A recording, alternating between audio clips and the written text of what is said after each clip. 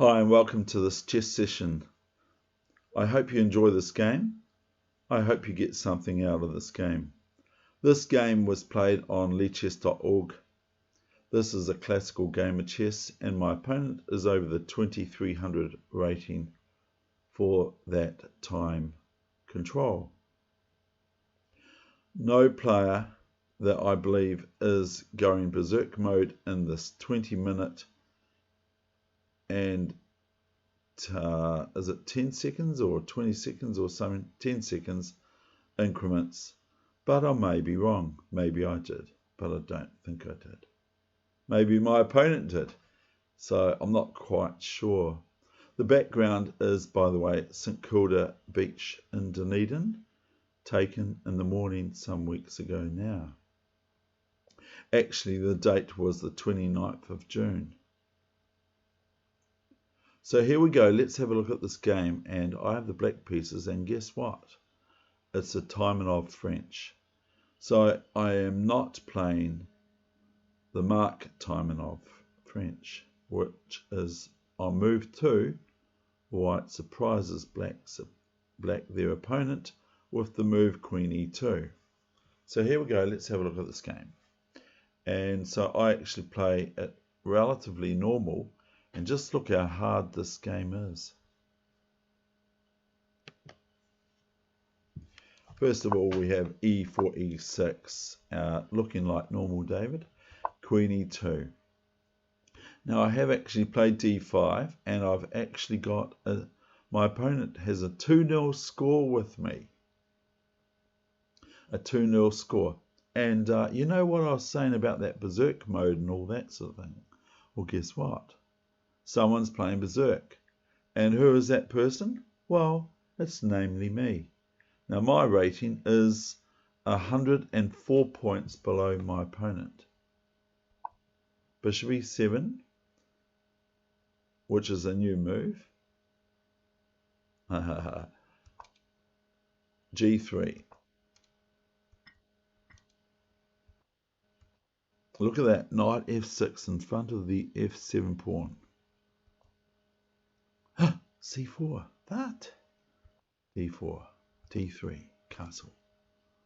Knight F3, bishop B4 check, which has the feeble idea of playing rook to E8, pestering the queen. So bishop D2, rook E8. Now the knight comes to E5, and now this knight can go to G4, you see, because the situation is that white is threatened maybe with rook E5, and then bishop E4 and F5 will come about. Sooner or later we will bring F5 into the picture, but here first is white's move, and white plays F4. Looks like it could be all over soon, baby blue, but as I mentioned, my opponent is 2302. And I am playing berserk mode. Bishop D2, because this bishop is hanging, so this is bishop D2 check, knight D2, and we have F6. Now, as you would appreciate, if now knight takes knight on G4, we have bishop G4 capture, and the queen is now going to be lost to a piece, or a rook. So here's bishop d5. This looks like very, very strong for white. And when it was played, I thought as much as well. I played here king f8. If I played king h8, I am in big trouble, because knight f7 is check, and knight takes queen is check as well. And then black might be met with moves like queen takes rook. So here's king f8, castling. Now everything's on. Now, what do you do now? What sort of thing can we do now? What are we going to do with the black pieces here? If we take on e5 with the pawn, or the knight, or the rook, then we're just going to meet fe5, check, and I'm not sure what's going to happen after that. So here I played on move 14, c6. Now c6 is of course asking the question of the bishop. On d5, move it or lose it, as someone says. Move it or lose it.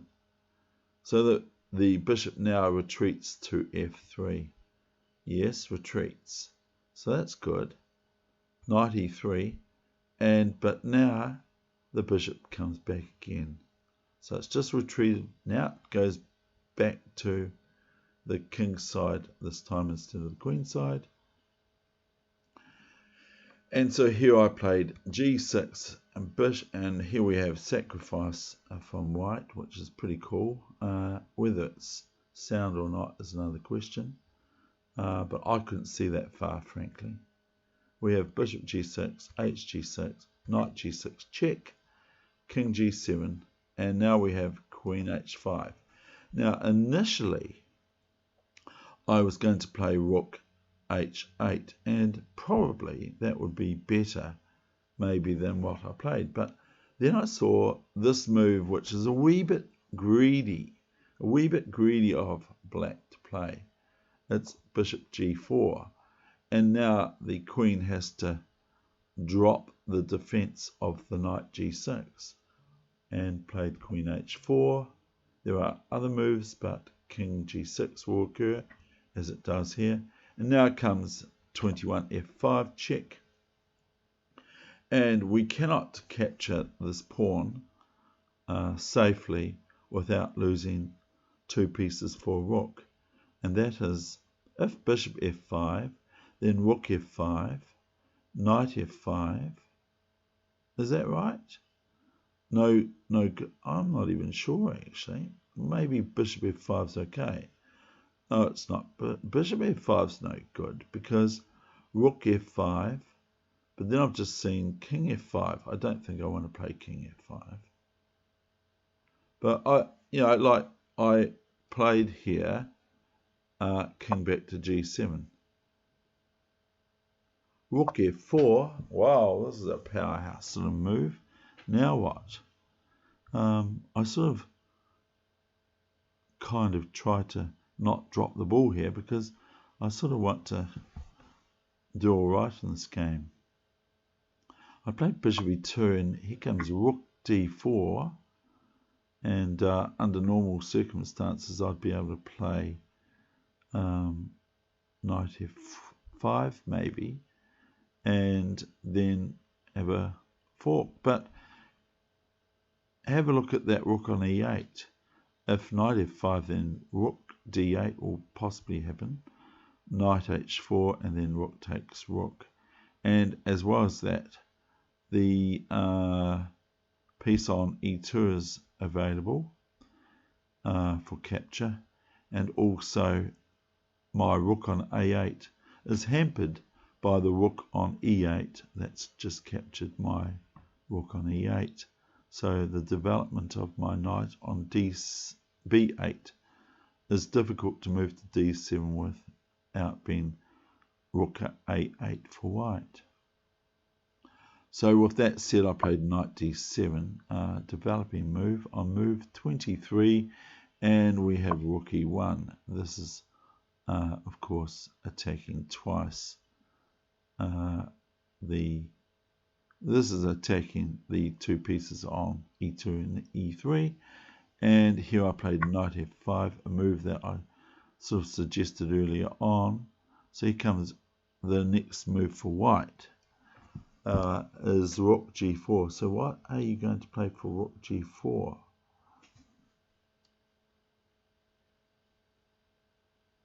Check. What's going to happen after rook g4? Check.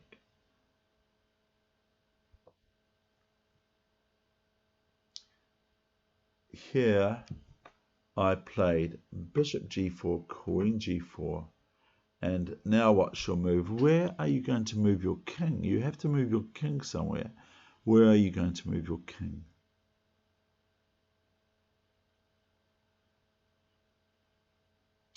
And at the moment, black is a rook and a knight up for the good. So where are you going to move your king to? What square would you choose? I hope I'm right with you. I hope we both came up with this, but there probably are other moves. But I kind of like this one, king h6. So now, of course, I threaten rook takes rook check. Upon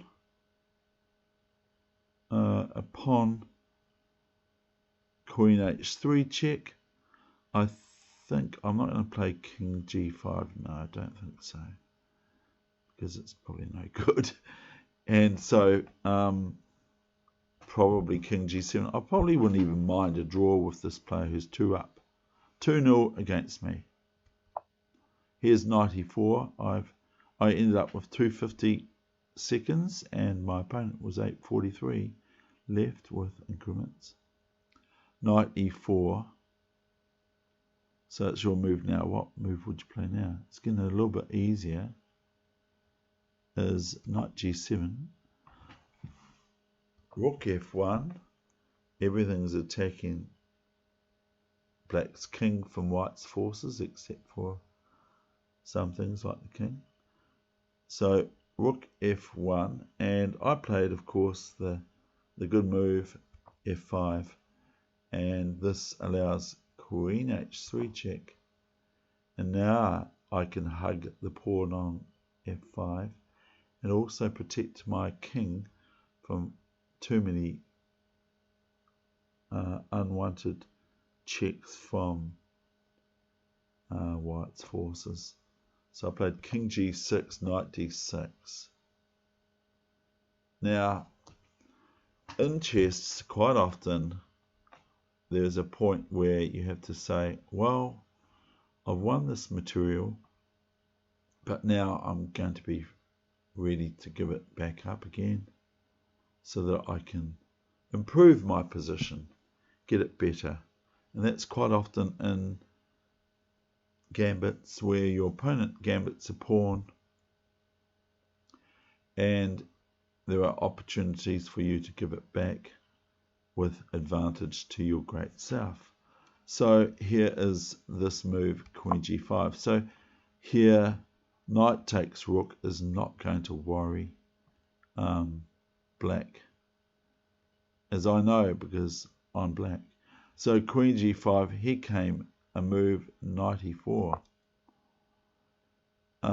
So do I move my queen back now, or what do I do?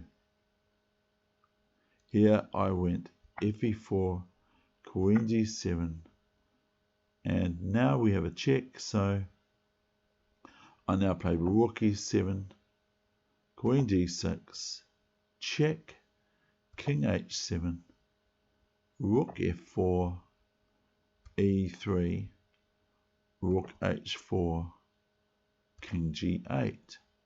Only move really. Now rook e4 happens, and here's rook a e8, h4. Now it's your move. What would you do to finalize this game?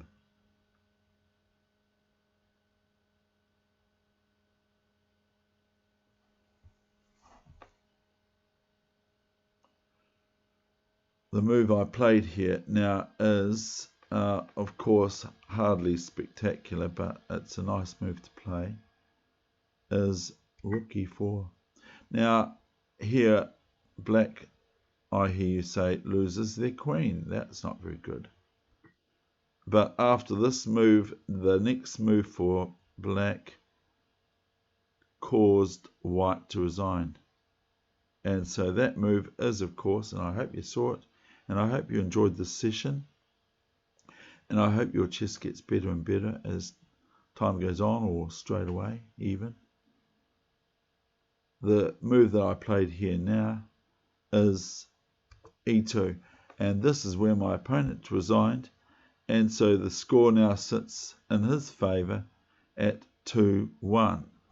But we can see that it's a very difficult opponent to beat. because this hardly went my way at all.